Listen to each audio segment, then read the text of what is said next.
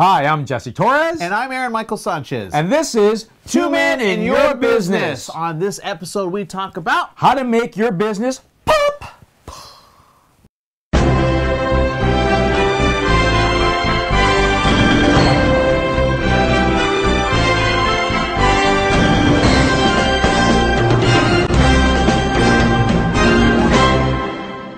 Jesse, why do you want to make your business pop? And pop in a good way. Right. So, you're out there, you're doing your thing, but a lot of times you're not getting anywhere. You're an entrepreneur, you had a great idea, you started your business, and you were doing well for a while, but suddenly you sort of got stalled out a bit. And so it's necessary to reinvigorate that business and to get it to start taking off on that trajectory again. Okay, so we're going to give you 5 steps to make your business pop. Number 1. The first thing you want to do is listen. The customer is king. You need to know what your customer is looking for. What are your customers' pain points? Most likely, you as an entrepreneur started in business because you found a way to solve one of your or many of your customers' problems. So you need to go back and figure out, are there new problems for you to solve? Okay, so you could do that very easily by your fan base. Hopefully, you've already built that on social media. Get to hear that. You can do surveys, as we've talked about in other shows, going to MailChimp, using Constant Contact. Constant Contact. Right. What's the other one? Survey. Yeah, MailChimp, Constant Contact, SurveyMonkey. Yes. Those are all great tools to kind of listen. So if you've got a mailing list of your customers, send them something saying, hey, I'd like to know what are your needs? Well, how can I help you now live a better life? How can I help you now run a better business? How can I solve those pain points for you? All right. Number 2. You want to be available. You want to be there for your customer. Now, this doesn't mean you need to be at the store, at the shop, or at the business 24/7, but certainly you have to provide the means for your potential customers and your existing customers to reach out to you. This could mean you can create some form of content that's posted on your website, on social media platforms that they can reach.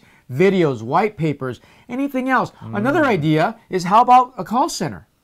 Why not? In fact, there are other apps and services that you can add onto your website that will give you the ability to find out what your user is thinking. Maybe they have a question. You have a section where they can input their question. Maybe they need to talk to someone live. That's right. You can have that online or a call center. That's right. It's very affordable today for even the smallest of businesses to set up a call center so that when people are looking for information, even if you're closed, they can pick up the phone, make a phone call. Someone somewhere will pick it up, have some basic answers for them. When you show up to the office in the morning, that list is ready for you to follow up on. Ooh, I like that. Number 3, serve the customer. Yeah, so you want to make sure the customer is always the focal point. You're in business not for yourself. You're in business for your customer. So make sure that you work in that way. Yeah, if your customer is requesting something, as we just talked about, maybe there's they don't get it, or there's some type of help that they need, see if you can fill in that void and make sure that you service them, because they will continue to come back. That's right. Remember, you're there to solve your customers' pain points. Make sure that they are at the center of your universe with respect to your business. If they are not, they're going to go somewhere else. Look, there are plenty of people, there are plenty of businesses doing exactly what you're doing. You're not unique. You may think you're unique, but you're not unique. You need to make sure that you're doing everything to make that customer the center of your world. And even if you are unique, how many times have we found out? Remember that glitter company that That's did right. a glitter campaign, and they would ship it out to people, or it was confetti. Was it confetti? It was glitter. It was glitter. It was glitter. And if they opened it up, then the glitter gets all over them. But that was a big business, and unfortunately, they were not prepared for the influx of information. They weren't listening to their customers,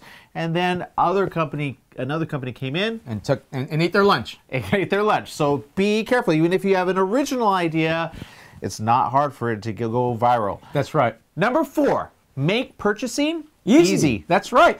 So how often, Aaron, have you been on a website trying to make a purchase, trying to give your money to a business, and they put up all these roadblocks? They require all this information from you. Maybe you have to put in a CAPTCHA code. Yes. Whatever it might be. And it seems like they're just not there for you. I hate CAPTCHA codes. In fact, I did that on one website, and it was on my mobile app. So number 1, it was hard to see those dumb little letters, and I did it like 5 times, and I said, you know what? I give up. And this could have been a very big sale, because I was referring a company to another company, to our radio station, and it could have been big, but because because I couldn't get a hold of them. And then I tried getting a hold of them by calling them, and I didn't get a call back. And they weren't accessible. Hello? You want to make the purchasing process as easy as possible. Remember, you're there for the customer. If the customer finds it too hard to make a purchase from you, they're just going to go down the street. They're going to go to the next business.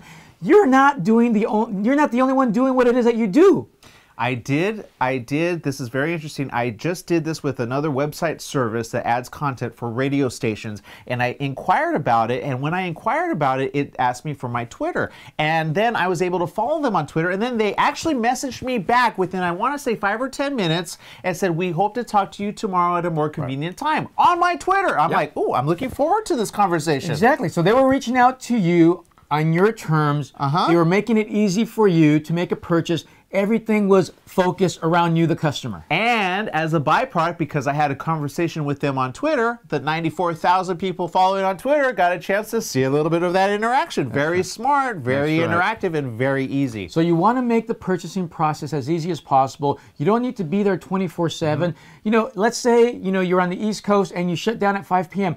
Maybe you want to have a service that when the phone rings, they pick it up and they will collect the minimum information, phone number, a name, so that when you show up the next morning, you'll have an email there with a list of everyone that called while you were asleep that you can follow up on and make a sale. Making money when you sleep. That's right. The whole idea of an entrepreneur. That's Number 5. You want to be strategic. Strategic, yes. That's right, be strategic. I mean, so often we get caught up in the weeds. How many times do we just sort of get so far in the weeds that we forget exactly why we're doing what it is that we're doing? Isn't that true? Like the daily thing that we do, you just kind of go into a mode, but now you got to take yourself out. How do you take yourself out of that mode and say, okay, this is a strategy we're going to implement? Well, what you want to do is every now and then sort of give yourself a break. You want to sort of pull yourself away from the process, the everyday. Maybe you go away for a weekend. Maybe, you go away for the afternoon. Kind of start thinking about why it is that you got into this business in the first place. What are the opportunities? So many times as entrepreneurs, as business owners, we get caught up in the day-to-day. And what ends up happening is the whole industry changes before our eyes, but we don't see it because we're caught up in the weeds. Next thing you know, you wake up in your Radio Shack, 20 to 30 years later, and you find yourself going bankrupt because you're selling batteries. Because you're still selling batteries, and your strategy did not keep up with the changes in the environment. So you need to make sure that, yes, it's very important for you to tend to the day-to-day, but every now and then you got to pull yourself away, kind of take that 20,000-foot view to see what's happening, what's the landscape now, how has it changed, so that you can make the changes accordingly. If you're watching this right now, we give you permission to take a break and think about what it is that you're doing and create a strategy. That's right. These are the 5 tips on how to make your business pop. Number 1. Listen. Number 2. Make yourself available. Number 3. Serve your customer. Number 4. Make purchasing as easy as possible. And number 5. Every now, take a break and become strategic again. I'm Aaron Michael Sanchez. I'm Jesse Torres. And you're watching Two Men in Your Business. We want to hear what you have to say about any of these tips. Add your comments, like, dislike, subscribe. We'd like the likes and the subscribe.